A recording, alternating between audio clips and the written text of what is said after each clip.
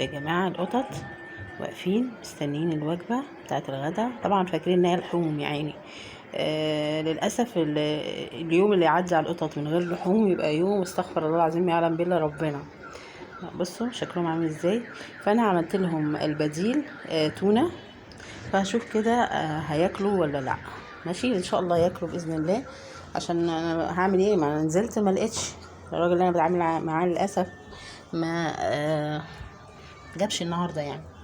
بصوا بحاول كده اديهم. تعالى يا بيبسي، تعالى تحيه، خدي يا كرم.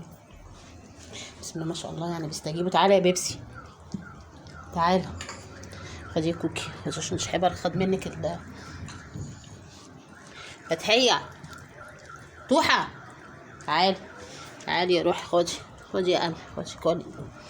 الحمد لله يعني اهو راديو. بس هما صراحه يعني هيجاعوا شويه، عشان يعني انا جوعتهم شويه عشان ياكلوها ما يتنمردوش. يا واد طبقك تحت. يا بيبسي قاعد فوق. تعالى يا بيبسي، تعالى. انا انزل بيبسي. تعالى تعالى حبيبي. اب اب اب اب. بيبسي لسه مضروب. لسه مضروب وعارفه عمل ايه. عمل بيبيع الشنطه بتاعه البيت بتاعه المدرسه. عامله لي مناحه بقى ومسكته من قفاه وعايزه ترميه بره. قلت لها ده مش حل، بس في حلول كتير ربنا يسهل ان شاء الله فيها.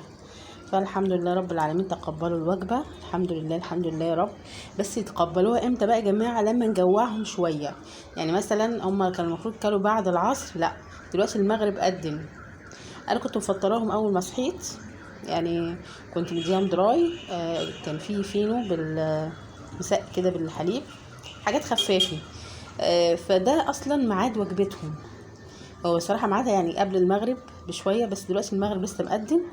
فانا جوعتهم وتعمدت ان انا اجوعهم عشان ياكلوا.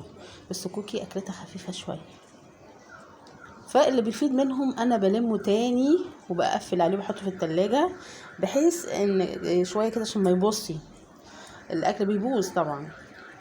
فبحيث ان هم لو جاوا كمان شويه كده بروح حاطه لهم تاني بياكلوه. فالحمد لله رب العالمين كله كل واطمنت كده واديت رسالتي. بالنسبه للغدا العشاء بقى للاسف الدراي خلص، فقلت لمحمد ربنا يستر يجيب دراي وهو جاي بس، والعشاء يبقى دراي ودمتم على كده وشكرا. صح كده الحمد لله.